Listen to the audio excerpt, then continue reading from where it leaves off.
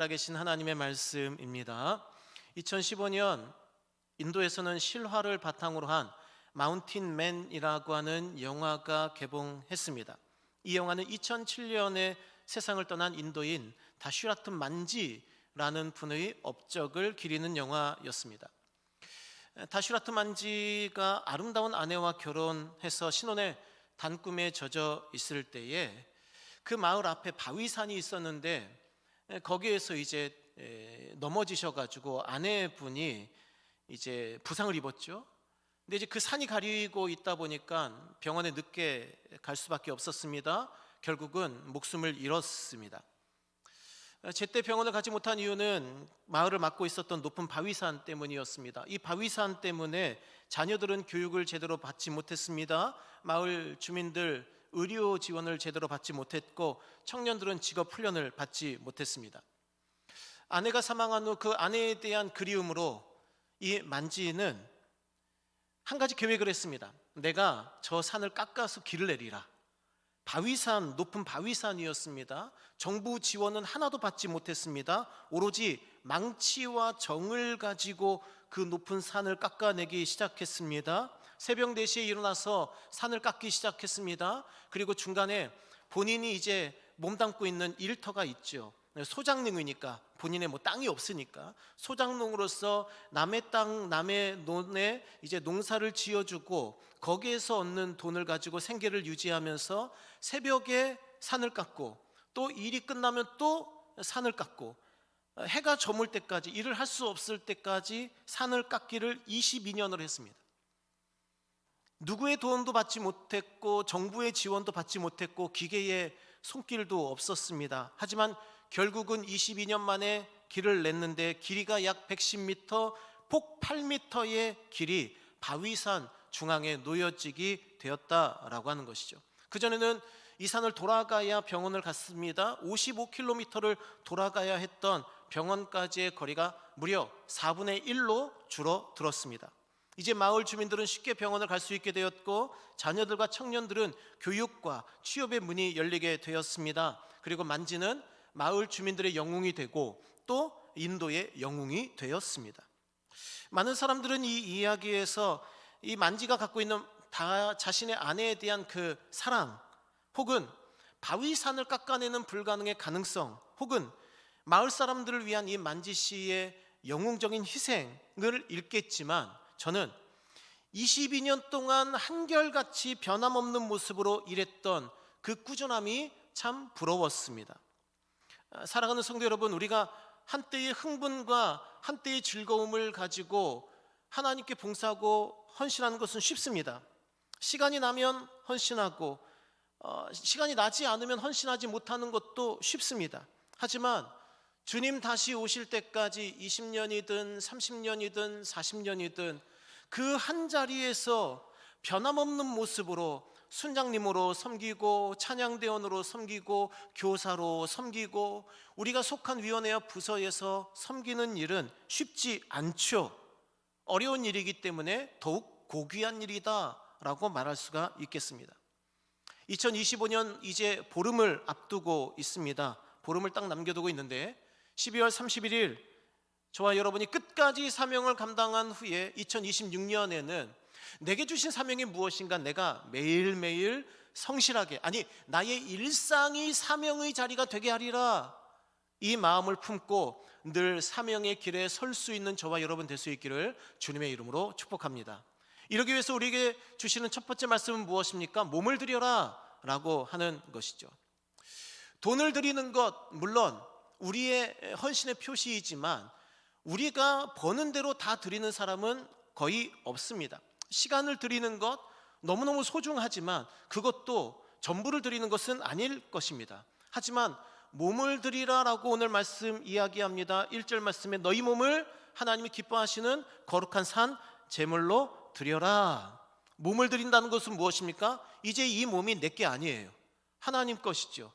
그렇기 때문에 나는 주일에만 하나님께 헌신하는 것이 아니라 월화수목금토일 24시간 365일 우리 평생을 하나님께 헌신하는 것, 이것이 하나님의 뜻인 것은 분명하다라고 하는 거죠. 구약에는 이 몸을 드리는 여러 가지 헌신의 아름다운 규례들이 등장합니다. 민수기 6장 2절 말씀에는 나실인의 규례가 있습니다. 몸을 드리는 거죠. 그래서 이 나실인으로 섬긴 사람들 중에 사무엘 선지자가 있습니다. 세례 요한이 있습니다. 물론 모두 다 그 규례를 지킨 것은 아닙니다. 사사 삼손도 나실인이었지만 그 의무를 제대로 감당하지 못하고 세상에 빠져 살다가 비참한 죽음을 맞이한 것을 우리는 알고 있습니다. 나실인 규례, 몸을 드리는 겁니다. 창세기 17장 10절 말씀에 할례 규례, 몸을 드리는 것이죠. 몸에 소유권을 남기는 것입니다. 하나님, 우리는 하나님의 백성입니다. 출애굽기 21장 5절 이하의 말씀에 상전을 사랑하는 종들은 재판장에게로 주인과 함께 가서 문이나 문설주에 그 귀를 대고 그 귀의 구멍을 뚫어서, 송곳으로 구멍을 뚫어서 내가 이제 영원히 죽을 때까지 내 주인을 모시겠습니다 라고 하는 흔적을 몸에 남기는 것입니다. 자연스럽게 이 나실인 규례와 할례 규례와 이 종의 낙인 규례는 우리 몸을 원하시는 하나님의 뜻을 반영하고 있다라고 하는 것이죠. 뿐만 아닙니다. 오늘 말씀을 보면 1절 말씀에 산제물로 드려라 이렇게 얘기합니다. 우리는 보통 어떤 제물을 드리죠? 죽은 걸 드리죠. 성경에서 유대인들은 죽은 걸 드렸습니다. 피를 다 쏟아내고 목을 끊어서 각을 떠서 죽은 상태로 드리는 것이기에 쉽지요. 어렵지 않습니다. 하지만 살아있는 걸 드리는 것은 무엇입니까? 어려워요. 왜냐하면 의지가 있잖아요. 뜻이 있잖아요. 자기 생각이 있잖아요. 근데 하나님은 우리에게 죽은 것을 요구하지 않으십니다. 산 것을 요구하시죠. 활력이 넘치고 살아있고 지금 숨쉬고 자기 뜻대로 뭔가 하고 싶은 우리 몸을 꺾어서 우리 몸을 순종시켜서 하나님께 드리는 것, 그게 하나님께서 우리 가운데 원하시는 예배이고 제물이다라고 하는 것입니다. 그러니까 어렵죠. 매일 내게 주시는 말씀, 그런데 그 말씀을 지키고 싶지 않은 우리의 육의 본성, 때로는 동의할 수 없고 때로는 수긍할 수 없는 말씀임에도 우리의 살아있는 우리 뜻은 자꾸 그걸 거부함에도 하나님은 우리에게 무엇 원하십니까? 그걸 드려는, 그 살아있는 그 뜻과 생각과 의지를 꺾어서 내 말씀 앞에 꿇어 복종해라. 현대로 갈수록 인간은 몸으로 드리는 것을 싫어합니다. 몸으로 무엇인가를 하는 것을 점점 거절하죠. 예전에 우리가 은행에 가서 돈을 찾는 일이 어려운 일은 아니죠. 하지만 몸이 필요했습니다. 옷을 입어야 하고요, 씻어야 되고요, 그리고 은행까지 가야 합니다. 가서 이것저것 씁니다. 그리고 자기 도장이나 사인을 합니다. 제출합니다. 기다려야 합니다. 돈을 받습니다. 돌아와야 합니다. 근데 지금은 이 일이 어떻게 되죠? 휴대폰 딱 꺼내가지고 클릭 한 10번 정도 하면 끝나버리는, 과학기술이 발전하면 발전할수록 우리 몸은 점점 더 편해지는 거예요. 그러니까 현대로 가면 갈수록, 그리고 미래로 갈수록 성도들의 사명, 성도들의 헌신 더 어려워집니다.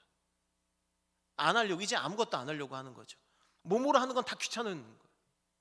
저는 감사하게도 이번 주 금요일, 토요일 교회에서 이제 김장을 했는데 한 40여 분의 우리 권사님들, 여전도회 회원분들 오셔가지고, 성도님들 오셔가지고, 남자분도 오셔서 힘든 일 도와주시고 기쁨으로 김장을 했어요. 그러니까 오전 중에 이제 끝낼 수 있었던 거죠. 이제 가면 갈수록 교회들은 몸으로 하는 일을 안 하려고 할 겁니다. 몸으로 하는 일을 안 하려고 할 거예요. 차라리 내 돈 줘서 누구 쓰지, 이런 식으로 갈 방향성이 훨씬 크죠. 가상현실 세계가 그러합니다. 손가락 클릭만 하면 모든 것이 눈앞에서 이루어지죠. 애플의 비전 프로, 눈에 달고 다니는 컴퓨터입니다. 이것에 대응하려고 삼성에서도 갤럭시 XR이라고 하는 그런 컴퓨터가 나왔습니다. 이것도 쓰는 거죠. 머리에 쓰는 겁니다. 스마트 글래스 요즘에 매우 개발이 활발합니다. 최근에 메타, 페이스북으로 유명한 메타라고 하는 회사에서 레이벤 디스플레이라고 하는 스마트 안경을 개발해서 출시했습니다. 우리나라에는 아직 정식 출시되지 않았지만 이제 조금 유튜버들이 먼저 이제 체험을 해보는 거죠. 대단해요. 안경만 끼고 있습니다. 그냥 뿔테 안경 같아요. 그런데 거기에 카메라 있고요, 센서 있고요, 스피커 있고요, 그 마이크 있고요, 디스플레이 있습니다. 한쪽에 나오긴 합니다. 눈앞에 컴퓨터 화면이 펼쳐지는 거예요. 그러면 이렇게 안경으로 이렇게 보다가 저기에 뭐 키보드가 있으면 저 키보드 얼마쯤 하니? 그럼 화면에 딱 띄워지면서 말로 들려줘요. 가다가 유명한 사람이 있어요. 아니 사람들이 모여 있는데 저 유명한 사람 누구인 것 같니? 그러면 알려줘요. 나 어디 가고 싶은데 좀 길 좀 알려줘. 그러면 화면에 딱 띄워줘요. 안경에 딱 띄워줘서 내비게이션으로 알려줘요. 앞에 외국인이 있어요. 그럼 상대방이 한 말을 통역해서 번역해서 화면에 띄워줘요. 그럼 나는 내 말로 또 해줘요. 그럼 상대방도 똑같은 안경을 끼고 있으면 우리는 서로 자국어를 하는데 말이 통해요. 알아들은 거니까. 이제 앞으로 가면 갈수록 우리가 하는 모든 일, 우리 몸으로 하는 모든 일은 기계로 대체될 것입니다. 나중에는 말 그대로 영화에서 묘사하는 것처럼 그냥 가만히 소파에 앉아서 먹여주고 씻겨주는 기계에 둘러싸여, 놀게 해주는 기계에 둘러싸여서 24시간 움직이지 않고 그 자리에 앉아 그냥 쾌락만 즐길 것 아닌가라는 그런 안타까움, 우려가 있습니다. 하지만 사랑하는 성도 여러분, 하나님은 늘 우리의 몸을 원하셨습니다. 우리가 몸으로 하나님을 섬기고 헌신하는 것, 우리가 몸으로 기도하고 몸으로 예배하고 몸으로 말씀을 읽고 듣고 순종하고 우리의 손과 발로 복음을 증거하고 사랑을 나누는 그 일, 하나님께서는 단 한 번도 우리의 조각을 원하신 적이 없습니다. 우리의 단편을 원하신 적이 없습니다. 우리의 일부를 원하신 적이 없습니다. 마태복음 22장 37절 말씀에 다 해라, 다 해라, 다 해라, 홀로스라는 단어입니다. throughout, all together. 그러니까 온 힘과 온 능력과 온 정성과 온 뜻과 의지를 다해서 모든 감정조차도 하나님을 향한 헌신이 되기를 하나님이 원하신다라고 하는, 특히 중간에 22장 37절 말씀에 목숨을 다해라, 목숨을 다해라. 여러분들 목숨 다해서 하나님 섬겨보신 적이 계십니까? 목숨을 다해서 하나님 섬겨보신 적 계십니까? 야, 내가 이렇게 하다가 꼭 죽겠다 라는 생각이 들 정도로 기도하고 예배하고 선교하고 그렇게 하나님 섬겨보신 적이 계십니까? 근데 하나님이 말씀하시는 것, 마음을 다하고 뜻을 다하고 힘을 다하고 목숨을 다해라, 목숨을 다해라. 그러니까 우리가 얼마나 하나님의 말씀에서 멀리 있는지, 우리는 얼마나 그냥 우리가 하고 싶은 대로 하고 싶을 때 하고 싶은 것을 하는 것이 그냥 우리는 헌신이라고 생각을 하지만 하나님의 말씀은 한 번도 그렇게 말씀하신 적이 없습니다.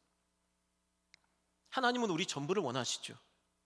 누가복음 9장 23절 말씀에 나를 따라오려거든 자기를 부인해라, 십자가를 져라, 나를 따라라. 언제요? 날마다. 날마다. 은혜 받았을 때 아니에요. 예배 중에 말씀이 감동되었을 때 아닙니다. 하고 싶을 때 아니에요. 내가 시간 좀 날 때 아니에요. 내가 조금 가정이 조금 풍요로워서 내가 이것 좀 할 수 있겠다 싶을 때 아니에요. 날마다예요. 날마다. 일상을 드리고 몸을 드리고 모든 시간, 모든 것, 목숨마저 드리고 전부를 드리는 것을 하나님이 기뻐하신다 믿으시기를 주님의 이름으로 축복합니다. 그런데 이를 위해서 우리에게 필요한 것이 있습니다. 하나님 뜻을 알아야 돼요. 그러니까 우리가 일부만 드리려면 일은 쉽죠. 11조 좀 드리고 감사임을 좀 드리고 우리 생일이나 아니면은 뭐 결혼 기념이나 이럴 때 좀 하나 좀 하고 그걸로 헌신의 전부라면 그것은 뭐 뜻을 분별할 필요가 없어요. 그냥 정해져 있다고 생각하면 되니까 그냥 주일에 나와서 한두 시간 봉사하고 예배 좀 드리고 교회 학교에서 좀 일하다가 그리고 돌아가면 그냥 끝이에요. 하지만 우리 매일매일이 하나님께 드려야 하는 날들이라면 우리는 날마다 하나님의 뜻을 분별해야 합니다. 그러지 않고는 안 돼요. 우리가 얼마나 많은 결정들을 합니까? 우리가 적어도 하루에 150가지의 의식적이고 중요한 결정을 한다라고 내셔널 지오그래픽 연구팀이 발표한 바 있습니다. 뭐 점심 메뉴를 결정한다든지 내가 이거 투자를 할지 말지 얼마를 투자할지 이런 것들, 조금 중요한 결정들 하루에 150번 정도 한다고 합니다. 하지만 무의식적인 것들, 내가 좋아요를 누를지 말지 아니면은 내가 무슨 색의 셔츠를 입을지 어떤 넥타이를 찰지 이런 무의식적이고 너무 일상화된 선택까지 합치면 하루에 우리가 35,000번의 선택을 한다라고 버지니아 공대 팜플린 경영대학 연구팀이 발표한 바가 있습니다. 게다가 과거에는 선택이 어렵지 않았어요. 그냥 아침에 일어나서 밥 먹고 일하러 갔다가 오고 고를 수 있는 물품도 뭐 단순하죠. 제가 어렸을 때 구명가게 가면요, 사는 게 딱 하나였어요. 50원짜리 알사탕. 그 보름에 한 번 정도 그거 먹을 수 있는 거예요. 그 외에 뭐 다른 과자들은 사치품이었고요. 근데 30년 전에 비해 지금까지 마트에 진열되어 있는 상품의 숫자가 5배 늘었다고 합니다. 그러니까 30년 전에는 5가지 중에 한 가지, 근데 지금은 5가지 중에서 이제 여러 가지를 선택해야 되는 그런 이제 어려움에 빠진 거죠. 우리가 하루에 35,000번까지는 아니라 하더라도 적어도 하루에 100여 가지의 중요한 선택들을 합니다.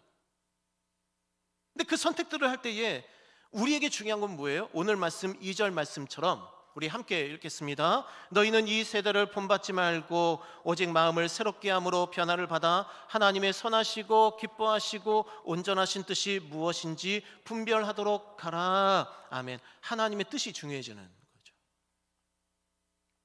근데 이것이 어렵습니다. 분별이 어렵죠. 그러니까 분별이란 말을 쓸 것 아니겠습니까? 고린도전서 2장 14절 말씀에 따르면 그것들을 알 수도 없나니 그러한 일은 영적으로 분별되기 때문이라. 그러니까 교회에 나오는 것이 그냥 형식적인 사람들은 분별하지 않아요. 그냥 나는 교회 나가면 주일에 한 번 1시간 정도 왔다 갔다 교통시간 15분씩 30분 포함해서 1시간 반 정도 내가 투자하면은 나는 그냥 그리스도인이지. 이런 사람들에게 어떻게 영적 분별이 필요하겠습니까? 매일매일 내리는 결정은 그냥 육에 따른 결정이겠죠. 그냥 해왔으니까, 내 몸이 그걸 좋아하니까, 내 마음이 그걸 즐거워하니까 그렇게 먹고 그렇게 마시고 그렇게 즐기다가 주님 다시 오실 때 드릴 것이 아무도 없겠죠. 분별이 얼마나 어렵습니까? 우리가 매일매일 무엇을 결정한다는 것은 사실 스트레스이긴 하죠. 앞에 길을 가는데 관광을 갔어요. 근데 길을 가는데 컵이 있어요. 목이 말라요. 그런데 컵에 투명한 액체가 담겨 있어요. 그럼 우리 그건 먹습니까? 아니요, 먹지 않아요. 그게 물일지 아니면 거기에 무슨 이상한 것이 타져 있는지 분별을 해야 되잖아요.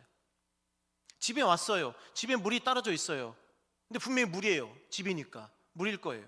그럼 그냥 먹습니까? 아니요. 아내에게, 남편에게 물어보죠. 이거 언제 떠는 물이에요? 저는 결혼하기 전에는 그냥 물이 따라져 있으면 그게 언제든지 그냥 먹었어요. 근데 결혼하고 나서 제가 물을 마시려 하니까 아내가 잠깐만요, 새로 떠드릴게요 그래요.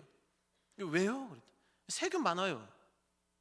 제가 찾아보니까 생수 한 병을 딱 따가지고 딱 붓는 순간 이 물 안에는 1ml당 미생물 세균이 1마리 정도 산다고 합니다. 근데 그 상태로 이렇게 입에 딱 닫고 내려놓는 순간 순식간에 900마리로 늘어요. 이것이 하루가 지나면 4만 마리가 납니다. 인간이 먹을 수 없는 물이 되는 거죠. 그래서 제일 편한 방법은 생수 따라서 먹고 다시 생수 3컵에 따라서 먹는 것이 제일 좋고, 그러지 않는다면 이 물이 언제 조금 전에 따랐는지 분별이 필요한 거죠. 물 하나를 마시는 데에도 분별이 필요해요. 성경에는 우리가 봤을 때에 윤리적으로 애매모호한 그런 상황들이 등장합니다. 다른 사람들에게 상처를 주지 않기 위해서 우리는 거짓말을 해야 될 때가 있어요. 그러면 기독교인은 이 하얀 거짓말이라고 하는 걸 무조건 하면 안 되는 것입니까? 출애굽기 1장 17절 이하 말씀에 애구방이 남자 아기들 다 죽여라, 산파들에게 명령합니다. 하지만 산파들은 다 살려요. 그 18절 말씀에 왜 살렸냐 이야기를 하니까 거짓말을 합니다. 19절 말씀에 우리가 오기도 전에 해산해서 우리가 죽일 기회가 없었습니다. 거짓말이죠. 그럼 이 사람들 거짓말한 거잖아요. 엄격한 우리의 윤리적인 기준에 따르면 죄를 지은 거죠. 그런데 하나님이 어찌하십니까? 심판하십니까? 저주하십니까? 아니요. 하나님께서 그 산파들에게 은혜를 베푸시니 그 백성은 번성하고 매우 강해지니라. 그 산파들은 하나님을 경외하였으므로, 경외했다고 표현해요. 거짓말했는데 하나님이 그들의 집안을 흥왕하게 하신지라. 생각보다 쉽지 않아요. 우리 매일매일의 삶 속에 다가오는 이 결정의 순간들에 대해서 하나님의 뜻을 분별하는 것이 생각보다 쉽지 않습니다. 여리고의 기생 라합도 거짓말을 했죠. 이스라엘의 정탐꾼들을 숨겨주고 그 정탐꾼들을 죽이려고 하는 병사들에게 거짓말을 하여서 정탐꾼을 살려줍니다. 이거 어떻게 보면은 반역죄 아닙니까? 민족을 등 돌린 거잖아요. 어떻게 보면 매우 매우 큰 죄가 될 수 있었습니다. 근데 성경에서는 이 행위를 어떻게 봅니까? 믿음의 행위로 봅니다. 믿음의 행위로 봐요. 구원받습니다. 목숨을 건지죠. 심지어는 이 기생 라합은 이방 여인이면서 기생이었음에도 불구하고 예수님 족보에 올라갑니다. 마태복음 1장 5절 말씀에 라합에게서 보아스를 낳고 다윗의 고조 할머니가 돼요. 세상 문화를 즐기는 것 어느 정도까지 고개를 끄덕여야 할까? 그렇다고 모든 가요와 모든 영화와 모든 문학서적과 이런 것들을 그냥 다 끊어버리고 성경만 읽어야 할까? 그렇게 생각은 안 하실 거예요. 우리 가운데 누구도. 그럼 어디까지 우리가 세상 문화를 즐겨야 할까? 그 기준 애매모호할 수 있어요.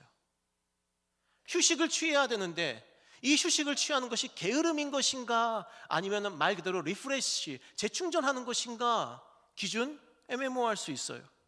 내가 이사를 가야 하는데 교회에 가까운 곳으로 이사를 가야 할까 아니면은 직장에 가까운 곳으로 이사를 해야 할까? 어떤 성도님들은 이것 때문에 고민을 많이 하시고 기도도 많이 하십니다. 결정이 쉽지 않아요. 제가 아내를 만났을 때에 그리고 사실은 지금까지도 쉽지 않은 게 아내의 생각과 제 생각이 다르잖아요. 아내는 사람 중심이에요. 저는 일 중심이에요. 그러니까 저는 그 시간 내가 10시까지 어디에 도착하겠다. 근데 1분 늦으면 엄청 스트레스를 받아요. 화가 나요. 아니 나는 제 생각에는 기본적으로 5분 전에 10분 전에 도착을 해야지 맞아요. 근데 아내는 지금 누구랑 통화하고 있으면 그 사람이 소중해요. 중간에 오다가 누구를 만났는데 그 사람이 삶을 나눠요? 그럼 또 그게 중요해요. 저는 처음에 그게 이해가 안 됐어요.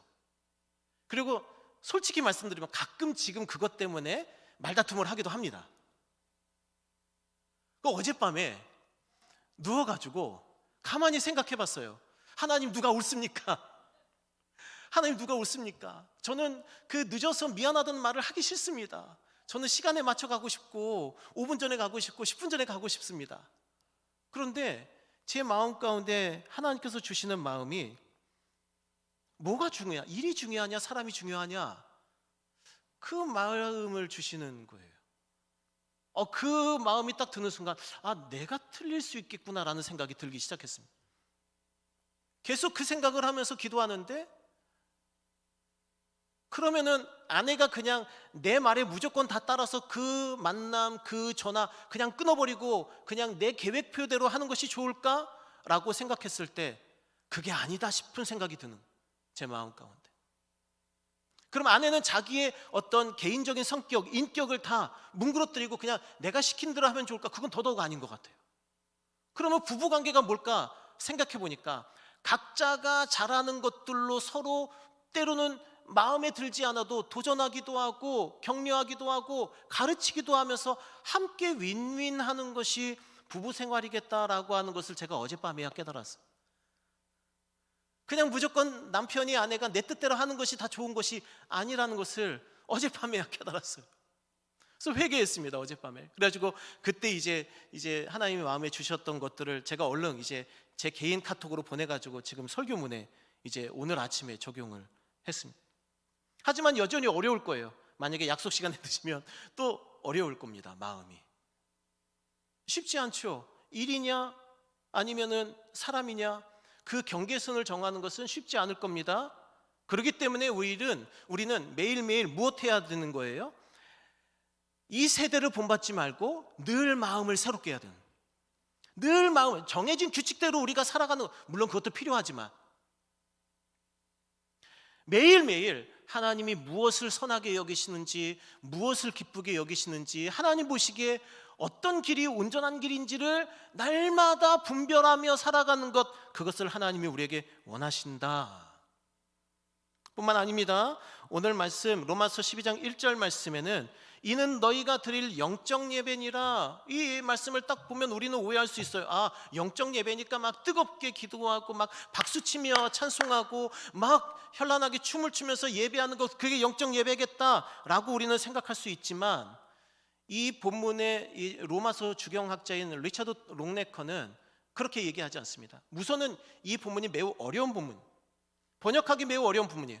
그래서 여러 성경의 본문들을 찾아보았을 때에 이는 너희가 드릴 영적 예배다, 무슨 뜻이냐? 킹제임스 버전에서는 이치에 맞는 예배를 드려야 된다. RSV나 NIV에서는 영적인 예배를 드려야 한다. TVIV는 이성적인 존재들로서 예배해라. 예루살렘 성경에서는 생각하는 존재로서 합리적으로 예배해라. 필립스 성경에서는 지성적인 예배를 드려라. 그래서 리처드 롱네커는 결론을 내립니다. 너희는 합리적인 사람이 되어서 그 모습으로 예배를 드려라 라고 하는 거죠. 우리 생각과 좀 다르죠? 우리가 봤을 때의 이 영적 예배는 인스피레이셔널 예배여야 될 것 같아요. 막 뭔가 무아지경에 빠지고 황홀지경에 빠지는 것이, 황홀경에 빠지는 것이 영적 예배라고 생각하지만 아니요, 인스피레이셔널이 아니라 레이셔널이에요. 그냥 이성적인 예배, 합리적인 예배. 무슨 말입니까? 월요일부터 토요일까지 날마다 하나님의 말씀, 그 뜻을, 말씀을 기준 삼아 아주 냉철하게 분별하고 이건 하나님의 뜻이 아니야, 이건 하나님의 뜻이야, 모든 결정마다 기독교적인 가치관을 가지고 결정하는 삶을 살고 와서 드리는 예배가, 그게 영적 예배라는 거예요. 술에 술 탄 듯 물에 물 탄 듯 두루뭉술하게 세상과 교회 사이에 양다리에 걸치지 말고, 세상에서도 월요일부터 토요일까지의 과정에서도 나를 향하신 하나님의 뜻이 무엇인지 분별하며 살아 세상에서 하나님의 뜻을 이루며 보여주며 증거하며 살아 그 삶의 열매로 드리는 예배가 영적인 예배이다 믿으시기를 주님의 이름으로 축복합니다. 그래서 분별력이 필요합니다. 빌립보서 1장 9절 이하의 말씀에 지식과 총명, 이 총명은 분별력입니다. 점점 더 풍성해지도록 우리가 기도해야 합니다. 그래서 선한 것을 분별해야 합니다. 그래야 허물 없이 주님 다시 오실 때까지 우리가 예배하고 섬길 수 있는 것이죠. 히브리서 5장 14절 말씀에 따르면은 어떤 성도가 훌륭하고 성숙한 성도입니까? 머리를 사용하는 성도예요. 이해하는 성도예요. 분별하는 성도예요. 고난이 찾아오면 말씀으로 그 고난을 해석해내고 그 고난을 이겨서 그게 연단되고 쌓이고 누적되어서 이제는 선악을 분별하는 일이 쉬워진 성도, 그 성도가 성숙한 성도예요. 사랑하는 성도 여러분, 교회에 와서 1시간 예배 드리는 그 예배가 영적인 예배가 아닙니다. 영적인 예배는 일주일간의 삶에 있어서 하나님의 뜻을 받들어 살아 그 결과로 드리는 예배가 영적인 예배이다 믿으시기를 주님의 이름으로 축복합니다. 그러므로 사랑하는 성도 여러분, 우리의 삶이 예배가 되게 하시기를 간절히 권면합니다. 하나님께서는 주일 오전 9시 예배, 주일 오전 11시 예배, 특정한 예배 시간에 드리는 그 예배를 원하시는 것이 아니라 우리의 모든 삶으로 매일매일 우리의 몸으로 그리고 뜻을 분별하며 매일 헌신하고 날마다 자기 십자가를 지고 날마다 하나님의 뜻을 받드는 그 삶의 예배를 24시간 365일 사명을 감당하는 그 예배를 매일 150번의 결정에 하나님의 뜻대로 결정하여 하나님 거룩한 길로 따라가는 그 예배를 기뻐하시기 때문이다 라고 하는 것이죠. 고린도전서 10장 31절 말씀 함께 읽겠습니다. 그런즉 너희가 먹든지 마시든지 무엇을 하든지 다 하나님의 영광을 위하여 하라. 아멘. 히브리서 13장 16절 말씀에서는 하나님이 기뻐하시는 예배는 무엇입니까? 선을 행하는 거예요. 서로 나누어 주는 거예요. 우리가 서로에게 어떻게 했는지가 하나님은 예배로 받으신다는 거죠. 주일학교에서 아이들에게 9시에 막 열정적으로 가르친 다음에 교사들이 모여서 서로 싸우고 경쟁하고 다투면 그럼 그 아이들을 가르친 그 신실한 헌신은 물거품이 되는 것입니다. 주일 오전 9시에 뜨겁게 하나님 예배하고 식당 내려가서 서로 갈등하고 다투고 서로 미워하면 그 9시에 드렸던 예배 의미가 사라지는 거예요. 찬양대에서 아름다운 화음으로 성가곡을 부른 뒤에 연습하면서 서로 상처를 주고 다툰다면 그렇게 불렀던 그 아름다웠던 성가곡은 그냥 물거품 되어 사라지게 되는 것이죠. 그래서 존 칼뱅은 기독교 강요에 이렇게 썼습니다. 우리가 이 세상에서 할 수 있는 최선의 예배는 우리에게 주어진 직업 속에서 하나님께 순종하는 것입니다. 아브라함 카이퍼는 이렇게 이야기합니다. 이 세상의 영역 중 그리스도가 주님이 아니라고 외칠 수 있는 영역은 하나도 없습니다. 우리의 지적인, 도덕적인, 사회적인, 정치적인 삶의 모든 영역에서 그리스도가 주인이십니다. 도르테 질레는 예배는 그냥 단지 종교적 경험이 아닙니다. 세상 속에서 우리의 삶을 변화시키는 행동이 되어야 합니다. 토조 목사님은 이렇게 이야기합니다. 참된 예배는 우리의 삶을 하나님을 향한 지속적인 헌신으로 유지하는 것입니다. 그러므로 사랑하는 성도 여러분, 올 한 해 그동안 귀한 사명을 잘 감당해 주셔서 감사를 드립니다. 마무리도 우리의 삶으로 하나님께 예배를 드리며 끝까지 헌신하시기를 주님의 이름으로 축복합니다.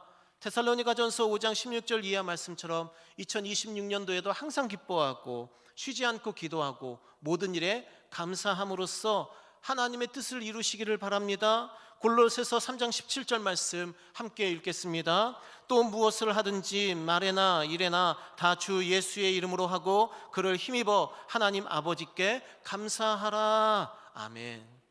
일상의 예배를 드리고 늘 사명의 길에서 하나님 맡기신 그 거룩한 일들 잘 감당하는 저와 여러분 될 수 있기를 주님의 이름으로 축복합니다. 기도하겠습니다.